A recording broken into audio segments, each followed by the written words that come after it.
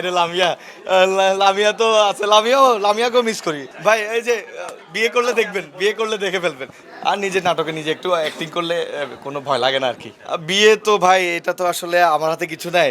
যে আমাকে বিয়ে করবে তাকে জিজ্ঞাসা করতে হবে আমাকে কবে বিয়ে করবে। আমার কোনো ইচ্ছা নাই। না আপাতত ভাই আমার ফাঁসাইতেছে।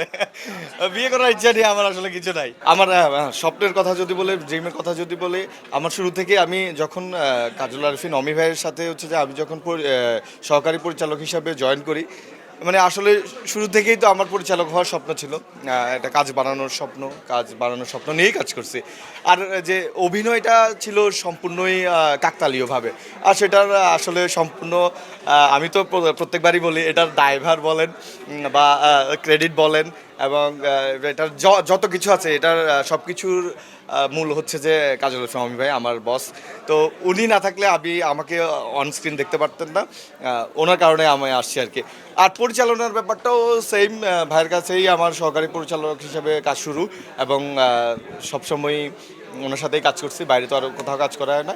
এবং উনি আমার পরিচালক হিসাবে আমার বস আর কি। ব্যাচেলর পয়েন্ট নিয়ে আসলে সত্যি কথা বলতে অনেকেই আমাকে চায় বা দর্শকরা যেভাবে কমেন্ট করে বা আমার যে আশেপাশে মানুষরা যেভাবে চিন্তা করতেছে, ভালোবাসতেছে, এটা একটা ভালো চিন্তা ভাবনা, আমার কাছে ভালো লাগে। অনেক সময় থাকে যে কি হয়, পরিবারের থেকে দূরে গেলে বোঝা যায় যে ভালোবাসাটা আসলে পরিবার কতটুকু দেয়। তো সেটা আমি আসলে বেশ ভালোভাবে বুঝতেছি যে পরিবার আমাকে বেশ ভালোভাবেই ভালোবাসে। দূরে যাওয়ার ব্যাপারটা হচ্ছে যে গল্পের প্রয়োজনে আমি আসলে অমি ভাই এবং আমরা এর আগেও আমরা বলছি যে পয়েন্টের গল্পের প্রয়োজনেই আমার হচ্ছে যে ঢাকা থেকে নোয়াখালী যাওয়া এবং আবার নোয়াখালী থেকে ঢাকা আসাটাও গল্পের প্রয়োজনেই হবে। এখানে আসলে বাড়তি আর কোনো কিছু নাই, সব কিছু আসলে গল্পের উপর, ডিরেক্টরের উপর, প্রডিউসারের উপর। আমি ব্যাচেলর পয়েন্ট আসলে সবসময় মিস করি, সেই 17 থেকে ব্যাচেলর পয়েন্ট আমি করি।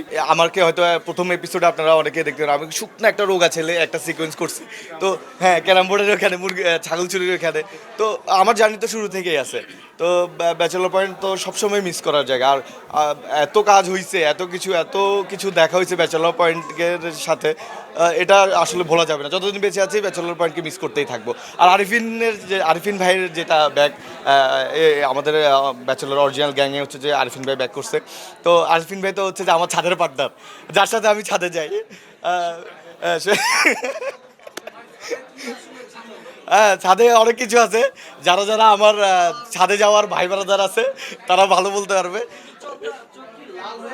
হ্যাঁ, ছাদে গেলে আমাদের অনেক কিছু হয়। মাঝে মধ্যে তো হয়। কি কারণে হয় দর্শকই ভালো বুঝবে। হ্যাঁ, শুটিং করতে যে ভাই বললো যে শুটিং করতে কষ্ট হইলে আমরা তখন ছাদে উঠে যাই আর কি। যাই হোক, তো আরিফিন ভাই আসাতে আমার বেশ ভালো লাগছে। সে শামীম ভাইয়ের সাথে শুরু থেকে কাজ করছে এবং অভিনয় করছে, অনেক মেমোরিজ আছে।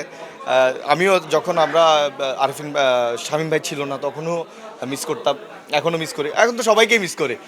সবাইকে আসলে আর এমনিতে হয়তো স্ক্রিনে বা ব্যাচেলর পয়েন্টে আমাকে না দেখলো, সবার সাথে তো আমার দেখা হয়। তো সেদিক থেকে আসলে সব মানে ক্যারেক্টার এবং মানুষ হিসাবে সবার সাথে দেখা হয়। সো মিসের জায়গা থেকে দেখা হওয়ার কারণে সেই জায়গার দূরত্বটুকু কমে যায় আর কি। আরে লামিয়া লামিয়া তো আছে, লামিয়াকেও মিস করি। লামিয়াও মনে হয় আমাকে মিস করে না। জাকিরের সাথে যেহেতু আছে, যাই হোক, মিস করাটা একই সাথে আসলে ডিরেকশন এবং অভিনয় খুবই চ্যালেঞ্জিং আমার কাছে মনে হয়। আর এটা যেহেতু আমার প্রথম কাজ, দর্শকরা দেখলে বুঝতে পারবে। এটা কি বলবো, যে করছে সেই বলতে পারবে। আর শুটিং আমি ঢাকার বাইরে করছি, তার মধ্যে শীত ছিল, বিভিন্ন কুয়াশা টুয়াশা মিলায় বেশ কঠিনভাবে আমাকে আসলে অনেক চ্যালেঞ্জের মুখেই কাজটা করতে হয়েছে। আশা করি কাজটা দেখলে আমার সব দুঃখ কষ্ট সব দূর হয়ে যাবে। আর অভিনয়, ডিরেকশন আমি চেষ্টা করতেছি দুইটাই কন্টিনিউ করার।